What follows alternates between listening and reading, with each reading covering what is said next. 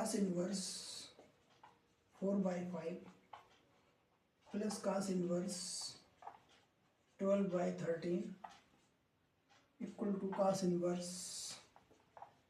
33/65. Now taking LHS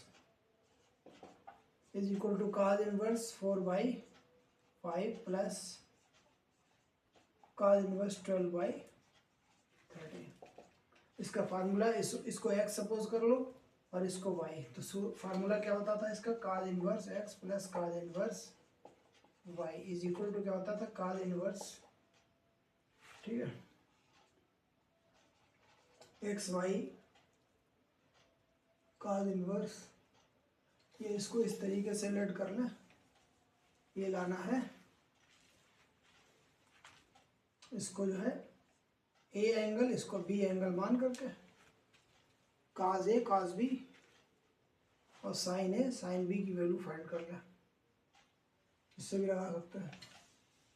late कर लें, let cos inverse 4/5 is equal to A, तो 4/5 is equal to cos A and cos inverse 12/13 is equal to b,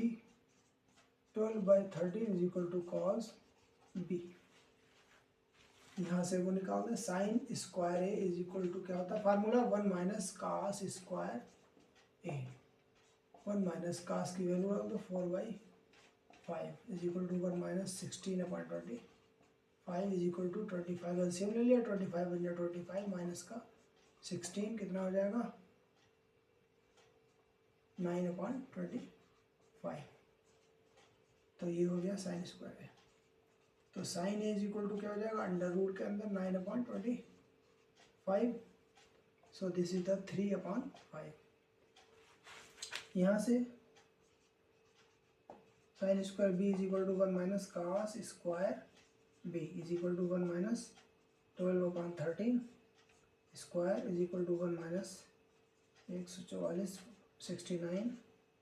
LCM ले लो 169 minus 144 is equal to 9 में से 5 4 गया 5 और 2/169, this is the sine square B. ना स्क्वायर हटा दे तो अंडर रूट के अंदर हो जाएगा 25/169, तो कितना हो जाएगा 5/13, 30 जब 169 होता है तो इसके अंदर 13 दो बार है, तो एक बार निकाले 5 जब निकाले, अंडर रूट के बाहर निकल आता है। अभी ये साइन एक वैल्यू आ गई, अब हम दोनों साइड ले आएंगे, तो देखो ये फार्मूला लगाने जा रहे हैं, cos A plus B, cos A plus B is equal to क्या होता है, cos A cos B minus sine A sine B, तो cos ए प्लस बी, एक cos ए प्लस बी, तो क्या होगा, इधर वैल्यू डाल दो cos ए की 4/5, cos बी की वैल्यू डाल दो 12/13 माइनस साइन ए की वैल्यू है अभी 3/5 इंटू साइन बी की वैल्यू है 5/13, तो 5 4 जा 40, 12 4 जा 40, 65 माइनस 5 3 15/65, 65 एलसीएम ले लिया, 48 में से 15 घटा दो, सब्ट्रैक्ट कर दो, 5 में से 3 और 4 में से 1 गया अभी 3, तो ये क्या होगा cos ए प्लस बी, तो यहाँ से cos उस साइड में भेज दो, तो क्या हो जाएगा A plus B is equal to हो जाएगा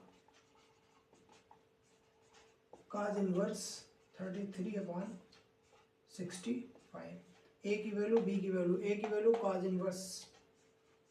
4/5 किसकी है, ए की वैल्यू प्लस बी की वैल्यू क्या है, cos inverse 12/13 is equal to में क्या है, cos inverse 33/65, so this is the left hand and right hand both sides are here.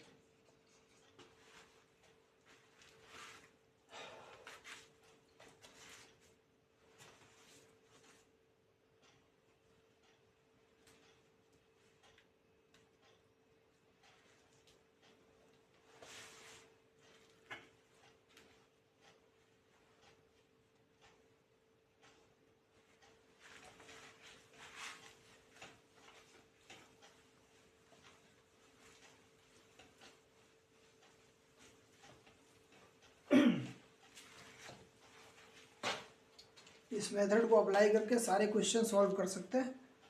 इसी तरीके से।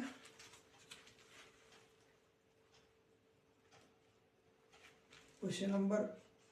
6 अपने आप 7 number, tan inverse 63/16 equal to sine inverse 5/13 plus cos inverse 3/5। और आंसर में क्या लाना है, tan इनवर्स लाना है। तो ये साइड हम लिए ले रहे हैं राइट हैंड, क्योंकि इधर दो चीज़ें हैं, एक लाना है, ये 10 में आ जाएगा, पहले इसको उतरना है। Sign inverse 5/13 plus cos inverse 3/5। Triangle method लगा दें तो इसके लिए ट्रायंगल क्या बना है, ये फार्मूला क्या होता है, परपेंडिकुलर अपॉन हाइपोटेनस। तो ये कैसे निकलेगा, इसमें से ये अंडर रूट के अंदर इसका स्क्वायर -5 का स्क्वायर, अंडर रूट के अंदर 169 25 144 इज इक्वल टू 12। इसके लिए फार्मूला बनाए ट्राइंगल, ये हो गया, ठीक है। ये 5, ये कैसे निकलेगा, ऐसे 5 का स्क्वायर -3 का स्क्वायर इज इक्वल टू 5 5 जा 25 -3 जा 9 16 4 4 जा 16, तो ये 4 आ जाएगा। अब इसमें हम वैल्यू पुट करें, साइन इनवर्स को tan इनवर्स में कन्वर्ट कर दें। tan इनवर्स क्या होता है, परपेंडिकुलर अपॉन बेस, तो 5 अपॉन बेस कितना है 12, ये हो गया, प्लस काज इनवर्स की वैल्यू डालें, तो इसको भी tan इनवर्स में कन्वर्ट कर दें। tan में लाना है आंसर, साइन काज को दोनों को tan में कन्वर्ट कर दें। tan इनवर्स क्या होता है, परपेंडिकुलर अपॉन बेस, परपेंडिकुलर कौन है, ये 4 अपॉन बेस क्या है 3। अब यहाँ पर tan inverse x tan inverse y का फार्मूला लगा दें, तो क्या होता है tan इनवर्स ब्रैकेट में क्या होता है x plus y upon 1 minus x y, ये फार्मूला होता है tan inverse x plus tan inverse y। एक को x मान लो, एक को y मान लो, और tan inverse x plus y यानी ये एंगल और ये एंगल, और 1 माइनस, अब इसको tan इनवर्स ऊपर एलसीएम ले लो, 12 3 जा 36 5 3 जा 15 प्लस 48 एलसीएम हो गया, नीचे भी 36 एलसीएम ले लो, 36 बना 36 माइनस 5 4 जा 20, ये हो गया। एलसीएम से एलसीएम कट हो जाता है, तो क्या बचा tan इनवर्स, ऐड कर दो 8 5 13 और 4 5 6 4 5 और 6 अपॉन इसको 16। सो दिस इज आंसर। RHS ली थी, ये लेफ्ट हैंड साइड आ गई, इसको कहते हैं प्रूव्ड हो गया।